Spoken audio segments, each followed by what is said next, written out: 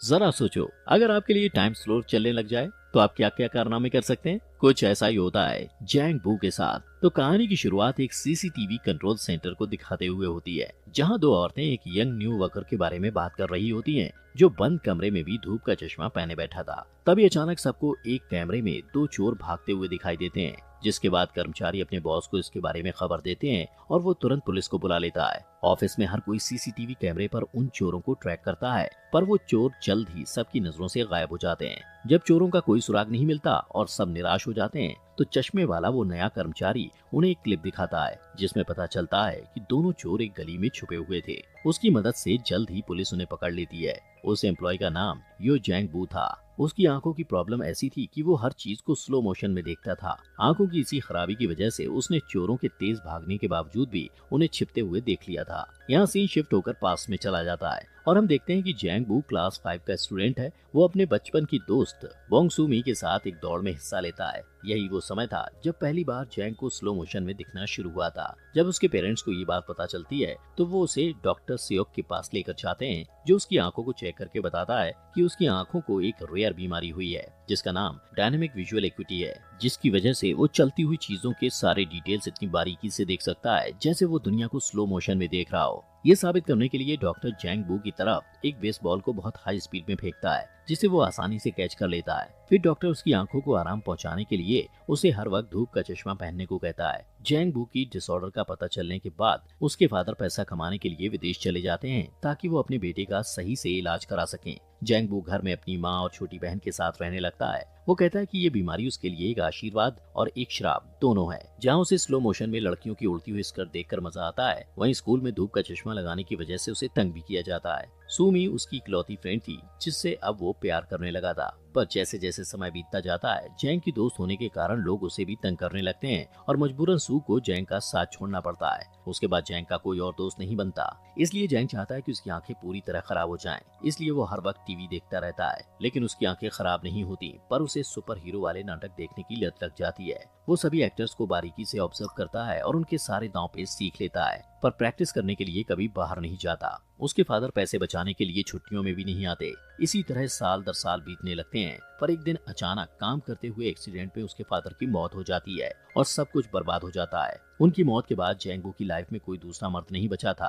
तब उसे doctor Seok की याद आती है, तो वो उनसे मिलने के लिए जाता है। वो उसे अपने घर से बाहर निकलने और पैसा कमाकर अपने घर वालों की मदद करने की सलाह देते हैं। इसलिए जैंग बू सीसीटीवी कंट्रोल सेंटर में काम करने लगता है। यहाँ सीन शिफ्ट होकर फिर से प्रेजेंट में आ जाता है। वो खुद से बातें करता है कि उसे लोगों को स्क्रीन पर देखना अच्छा लगता है, क्योंकि इससे उसे उन ड्रामास की याद आ जाती है जिन्हें वो बचपन से देखा करता था। सिर्फ फर्क इतना था कि इस ड्रामे में सभी लोग मेन एक्टर्स थे। एक दिन उसका साथी वर्कर बियोंग सू उनके बॉस से जैंग के बिहेवियर के बारे में बातें करता है। वो कहता है कि जैंग बहुत चुपचाप रहता है और किसी से बात नहीं करता। वो अपने बॉस से वादा करता है कि वो जैंग का ध्यान रखेगा, क्योंकि वो एक टैलेंटेड लड़का है। इसके बाद से वो जैंग के पास ही बैठने लगता है और काम के दौरान उससे बात करने की कोशिश करता है। लेकिन शर्मिला जैंग बू उसके सभी सवालों का जवाब सिर हिलाकर देता है और मुंह से कुछ नहीं बोलता। कैमरा मॉनिटर करते वक्त वो काउंट करता है कि एक निश्चित जगह पर पहुंचने में लोगों को कितने कदम चलने पड़ते हैं। ब्योंग सू को ये सब अजीब लगता है, पर वो कभी उससे इस बारे में नहीं पूछता है। जैंग बू से घुलने मिलने के लिए वो उससे पूछता है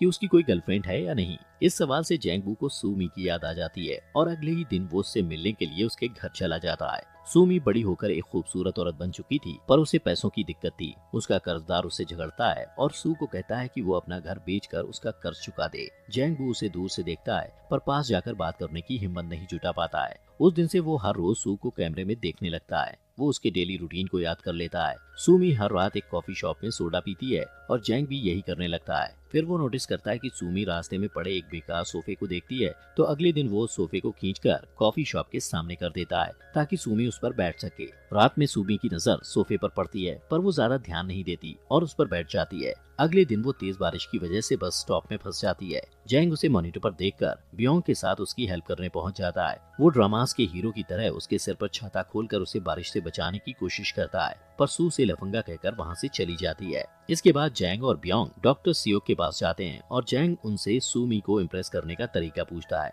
वो जैंग बू से सू को फ्लावर्स देने को कहता है। अगले दिन सूमी को म्यूजिकल ड्रामा में ऑडिशन देने के लिए जाना होता है, पर उसे देर हो जाती है, तो वो मैनेजर को कॉल लगाती है और उसके कहने पर ऑडिशन के लिए रास्ते में ही गाना शुरू कर देती है। उसके बढ़िया गाने को सुनकर राह चलते लोग उसे हैरत से देखने लगते हैं। जैंग बू भी फूलों का गुलदस्ता लेकर वहाँ पहुँच जाता है। सू का गाना खत्म होने के बाद वो उसे बुके देता है, पर सू को ये अच्छा नहीं लगता। वो कहती है इन फूलों की जगह वो जहर का बॉक्स ज्यादा पसंद करेगी। ये कहकर वो जाने लगती है कि तभी जैंग बू उसे उसके नाम से पुकारता है और उसके बचपन के दोस्त के रूप में अपना इंट्रोडक्शन देता है। पर वो कहती है कि उसका नाम बोंग सू मी नहीं, ओ सू मी है। और इस तरह जैंग बू को पता चलता है कि आज तक उसने गलत लड़की का पीछा किया था, पर अब बहुत देर हो चुकी थी क्योंकि अब वो उससे प्यार करने लगा था। उस दिन शाम को वो दोनों अचानक एक दूसरे से टकरा जाते हैं, जहाँ सूमी शॉपिंग करके लौट रही होती है। जैंग को देखकर सूमी जैंग से अपने राशन बैग्स उठवाती है। फिर जब वो जाने लगता है तो वो उससे पूछती है कि वो बोंग सू मी को क्यों ढूंढ रहा है, तो वो कहता है कि वो बचपन से उसे चाहता है। दूसरे दिन ऑफिस में सीसीटीवी के मॉनिटर पर जैंग बू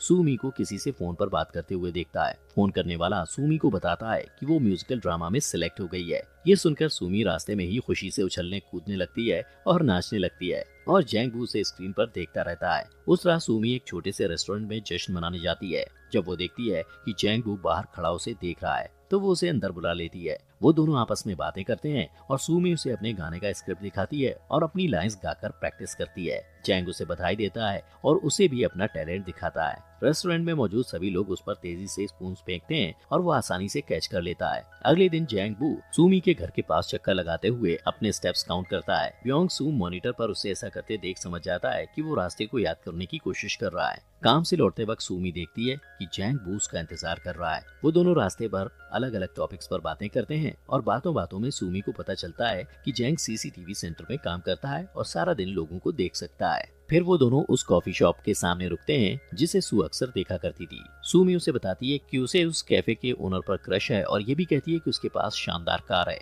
जैंग बू को कैफे ओनर से जलन होती है और वो काफी देर तक उसे घूरता रहता है। वो सू को इम्प्रेस करने के लिए उसे कार में घुमाने के लिए ले जाने का फैसला करता है और अपने ऑफिस में सबसे पूछता है कि किसी के पास कार है तो वो थोड़ी देर के लिए भाड़े पर दे दे ताकि वो सूमी को उसमें घुमा पाए। पर बदकिस्मती से किसी के पास कार नहीं होती है। अगले दिन घर लौटते वक्त सूमी को रास्ते में उसका कर्जदार मिल जाता है। वो उस पर चिल्लाता और धमकाता है कि अगर उसने उसका पैसा वापस नहीं किया तो वो उसे चोट भी पहुंचा सकता है। लेकिन जैंग बू और ब्योंग सही टाइम पर पहुंचकर सू को बचा लेते हैं। जब जैंग बू काम पर वापस आता है तो सूमी एक कैमरे के सामने खड़े होकर चिल्लाते हुए थैंक यू कहती है क्योंकि उसे पता था कि सीसीटीवी कंट्रोल सेंटर में जैंग उसे देख रहा होगा। शाम को वो दोनों एक पार्क में मिलते हैं और काफी देर तक बातें करते हैं। जैंग बू उससे पूछता है कि अगर उसे कार मिल जाए तो वो क्या करेगी। इस पर सूमी कहती है कि वो रोज कार में बैठकर समंदर के किनारे जाया करेगी। जैंग बू को कार नहीं मिलती तो वो रोज एक लोकल बस में ट्रैवल करके उसके ड्राइवर से दोस्ती कर लेता है। उसने कैमरे पर उस ड्राइवर को रात के समय अकेले बेसबॉल खेलते हुए कई बार देखा था, इसलिए एक रात वो भी उसके साथ खेल में शामिल हो जाता है और बात बात में उसे अपने दिल की बात बताते हुए उससे अपनी हेल्प करने के लिए रिक्वेस्ट करता है और वो मान जाता है। अगले दिन ब्योंग सू बस ड्राइवर और जैंग बू सूमी को बस स्टॉप से पिक करके सी दिखाने के लिए ले जाते हैं। इसके लिए उन्हें बुसान जाना था। सूमी को खुश करने के लिए जैंग बू जो कुछ भी कर रहा था उससे इम्प्रेस होकर सूमी उसे पसंद करने लगती है। पर अचानक रास्ते में बॉर्डर पुलिस उनकी बस को रोक देते हैं और उस लोकल बस को दूसरे शहर में एंटर करने नहीं देते। सूमी गुस्से में पुलिस वालों से लड़ने लगती है पर ब्योंग सू उसे शांत करता है। उनकी मेहनत बेकार हो जाती है और उन्हें सी देखे बिना वापस घर लौटना पड़ता है। सीन शिफ्ट होता है और जैंग बू का बॉस सबको बताता है कि शहर में औरतों को उठाने के केसेस बढ़ रहे हैं और उन्हें हर वक्त अलर्ट रहने की जरूरत है। ठीक उसी समय जैंग बू एक मॉनिटर पर सूमी को देखता है पर वो तुरंत वहाँ से गायब हो जाती है। वो डर जाता है और भागकर वहाँ जाता है पर वहाँ पहुंचकर उसे पता चलता है कि सूमी ने उसके साथ मजाक किया था क्योंकि वो जानना चाहती थी कि जैंग उसे बचाने के लिए आता है या नहीं। इसके बाद सूमी उसके चश्मे को हटा देती है और दोनों एक दूसरे को किस करते हैं। फिर जैंग उसे घर छोड़ने के लिए जाता है और सूमी उसे अंदर आने को कहती है पर सूमी देखती है कि कर्जदार उसके घर आए हुए थे और उन्होंने उसकी सारी चीजें बिखेर दी थी। वो उसे पैसा लौटाने के लिए धमकाते हैं। शोर सुनकर जैंग बू उसे बचाने के लिए आगे बढ़ता है पर उसकी आंखें धुंधला जाने के कारण वो गिर पड़ता है। उन लोगों के जाने के बाद जैंग बू और सूमी बैठकर बातें करते हैं। कर्जदारों के फेंके हुए सामानों को समेटते हुए जैंग बू को सूमी की वो ड्राइंग्स मिलती हैं जो उसने अपने स्कूल डेज में सूमी के लिए बनाए थे। तब सूमी जैंग को बताती है कि वो नहीं चाहती थी कि जैंग बू उसे उसके बचपन वाले रूप में पहचाने, इसलिए उसने जैंग बू से अपनी असलियत छुपाई थी। जैंग बू ये सुनकर खामोश हो जाता है जबकि सूमी मुस्कुराते हुए उन पेंटिंग्स को देखती रहती है। अगले दिन जैंग डॉक्टर सियोक के पास जाकर कहता है कि उसकी आंखें धुंधली हो गई हैं डॉक्टर उसे बताता है कि उसकी बीमारी अब और बढ़ गई है, जिसकी वजह से बहुत जल्द उसकी आंखें पूरी तरह खराब हो जाएंगी। जैंगबू पहले से ही जानता था कि जल्द ही वो अंधा होने वाला है, इसीलिए वो जहाँ भी जाता स्टेप काउंट्स कर लेता था ताकि पूरी तरह से अंधा हो जाने पर भी उसे दिक्कत ना हो। एक तरफ जहाँ जैंगबू अपनी खराब होती आंखों से परेशान था, वहीं दूसरी तरफ सूमी को अपने कर्जों की फिक्र थी, इसलिए वो अपना घर बेचकर सारे कर्जे चुका देती है। पर अब उसके पास रहने के लिए कोई जगह नहीं थी। जैंगबू स्क्रीन पर सूमी को अपने सामानों के बॉक्स के साथ एक दुकानदार से बात करते हुए देखता है कि अचानक उसके साथ काम करने वाली लेडी को एक दूसरे स्क्रीन पर कार को उसी एरिया में चक्कर काटते देख शक होता है। वो करीब से उस कार के नंबर प्लेट को देखती है और नोटिस करती है कि वो कार एक भागे हुए किडनैपर की थी। वो फौरन अपने बॉस को खबर करती है और तुरंत ही पुलिस को भी इन्फॉर्म कर दिया जाता है। पर तभी कार सबकी आंखों से गायब हो जाती है और सूमी भी जैंग की नजरों से ओझल हो जाती है। जैंग को डर लगता है कि कहीं सूमी को कुछ हो ना जाए और वो उसे बचाने के लिए साइकिल लेकर निकल जाता है। रास्ते में उसकी आंखें पूरी तरह खराब हो जाती हैं और उसकी साइकिल एक कार से टकरा जाती है, जिससे वो गिर जाता है। ब्योंग सू कैमरे में ये सब देखकर उसकी हेल्प करने के लिए जाता है। उधर एक अनजान आदमी सूमी के पास जाकर उसका हाथ पकड़ लेता है, लेकिन वो उसे कहीं ले जाता इससे पहले जैंगबू उनकी तरफ दौड़ने लगता है। इसी बीच किडनैपर भाग जाता है और जैंगबू एक बस से टकराते टकराते बचता है। तभी पुलिस वहां आ जाती है और सूमी को पूछताछ के लिए ले जाती है।